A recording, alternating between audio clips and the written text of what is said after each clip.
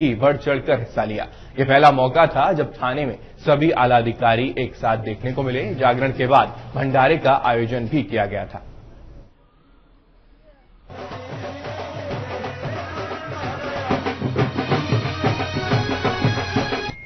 और मंडी में बंदरों के आतंक ने लोगों का जीना मुहाल कर दिया है। बंदरों के बढ़ते आतंक से न केवल स्थानीय लोग परेशान हैं, बल्कि सैलानियों को भी दिक्कतों का सामना करना पड़ रहा है। आलम यह है कि बंदर सड़कों और घरों तक में घुसकर आतंक मचाने से भी बाज नहीं आते।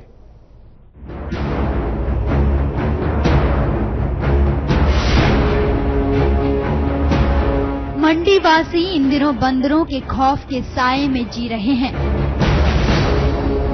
मंडी में बंदरों का आतंक इस कदर बढ़ गया है कि लोग अब अपने आप को अपने घरों में भी महफूज नहीं समझ रहे हैं।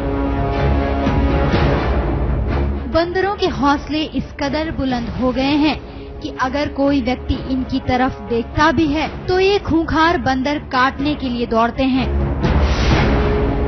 ऐसे में लोगों का जीना मुहाल हो गया है। लोगों के साथ साथ ये बंदर किसानों की लहलहाती फसलों को भी बर्बाद कर रहे हैं। किसान भी इनके आतंक से जूझ रहे हैं। उसके तहत भी इसको कवर किया जा सकता है कि जो क्रॉप इंश्योरेंस है, इसका जितना नुकसान है वो क्रॉप इंश्योरेंस में बंदर जो नुकसान करते हैं उसका उनको मुआवजा दिया जाए।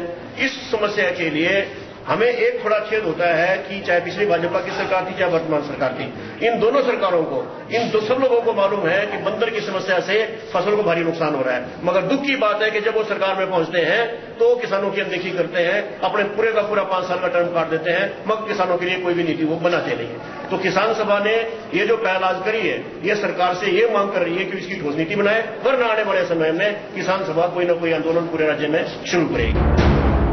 वहीं प्रशासन और सरकार ने हिमाचल को बंदरों के आतंक से निजात दिलाने के लिए कई योजनाएं भी बनाई, लेकिन वो योजनाएं भी धरातल में कामयाब नहीं हो सकी।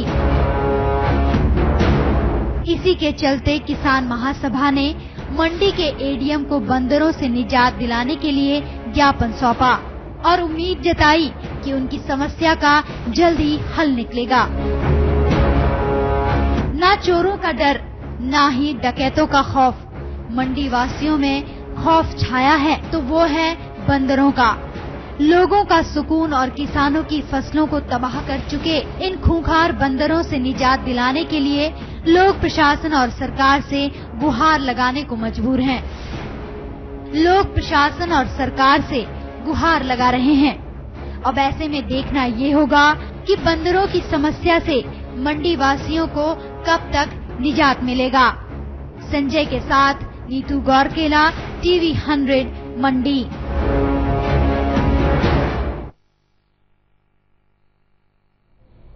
और हिमाचल की कांगड़ा घाटी में बना शिव का प्राचीन महाकालेश्वर मंदिर लोगों की आस्था केंद्र बिंदु बन चुका है। भगवान शिव के दर्शनों के लिए न केवल स्थानीय लोग बल्कि दूर दराज से श्रद्धालु खिंचे चले आते हैं और भोले के दर्शन कर अपनी मनोकामनाएं मांगते हैं।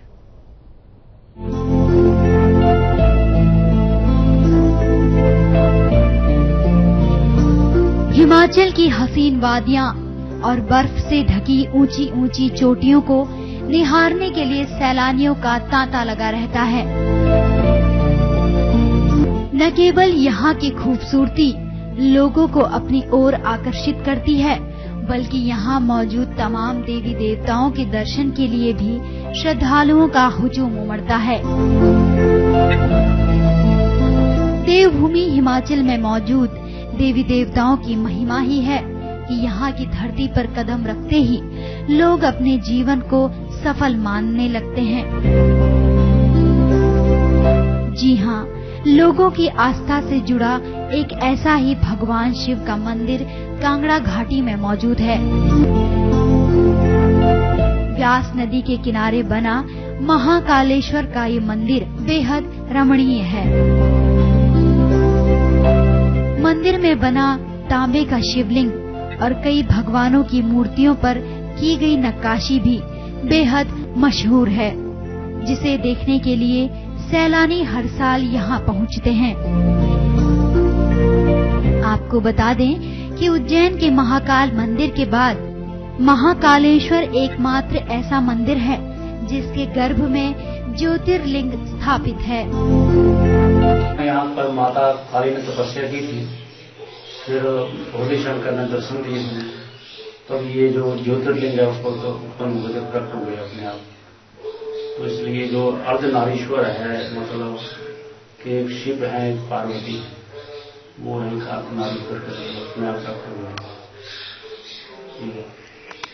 अपने मन में कुछ कामना है, उसको मतलब दिल से मांगे तो अवश्य पूरी होती है। हिमाचल को देवों का गढ़ माना जाता है और तमाम देवी देवता भी इस भूमि में वास करते हैं। यही वजह है कि लोगों की आस्था यहाँ के मठ और मंदिरों से जुड़ी हुई है। लोकेश के साथ नीतू गौरकेला, टीवी 100 कांगड़ा। वहीं प्रदेश में ठंड बढ़ने और ओले गिरने से बागवानों का नुकसान हो रहा है। बार बार ठंड पड़ने से ऊपरी शिमला